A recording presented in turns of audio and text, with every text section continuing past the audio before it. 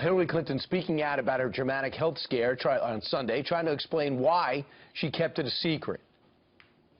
Well, I just didn't think it was going to be that big a deal. You know, I know Chuck said today he didn't tell anybody. It's just the kind of thing that if it happens to you and you're a busy, active person, you keep moving forward. Chuck being Chuck Schumer, who said he also has pneumonia.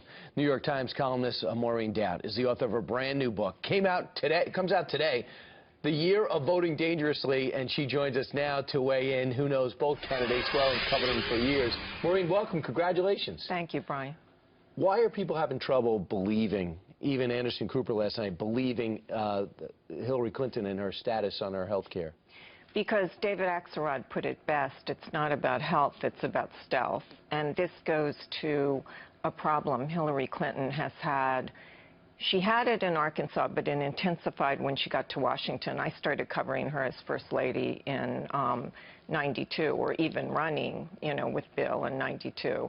And it's a microcosm of her problem, which is when a relatively mundane problem comes up, she stonewalls and is defensive. It's like Trump has his wall, but she has a wall around her that gets higher and higher.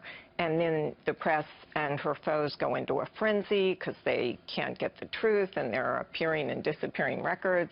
And then it snowballs into something that it never needed to be in the first place. Travelgate on down, from Whitewater through, and it gets longer and longer, and then people say, well, why are you picking on her? And then we move on. Right. She wins or loses. It's a very unhealthy symbiosis. But in this book, you look at both candidates because you got this rich history with both of them. For example, let's look at Donald Trump for a second. Who's the Donald you know in the 90s, and compare and contrast that to the one that's running? Well, I started covering his, you know, would-be presidential bids in '99, and we went down to Cuba, and he approached a presidential rope line, and he was really shy about it. He sort of jumped back. And I don't know, he wanted to do it, but I think he thought he could never do it. So I think no one is more surprised to find himself where he is than Donald Trump. He was stunned that he was able to stand on the debate stage and somehow come out the winner. And he did. He gets the nomination, and he's going against Hillary Clinton, someone he went to his wedding and saw before. Right, they were friendly. They were friendly. So you know both of them. Is it hard for you to be critical in this book? You cite a lot of the things that we've talked about, positive and negative, and you got to be critical, both knowing that you know them both. Well, you know, I think that even Hillary said this at a fundraiser recently, that she's the only thing standing between us and the abyss, meaning Donald Trump. And a lot of people think that Donald Trump deserves a lot more reproach for his behavior and bigoted comments than Hillary, but I think just because you can reproach Donald when he does something wrong doesn't mean that Hillary is above reproach. I mean, they both have to be examined. And they both have to do something about this. The real clear average in terms of who these candidates are and their unfavorability is extraordinarily high. Hillary's 55% unfavorable. Donald Trump slightly higher at 58%. How much are they? How much is that they're responsible for? Is this their behavior or their perceived behavior?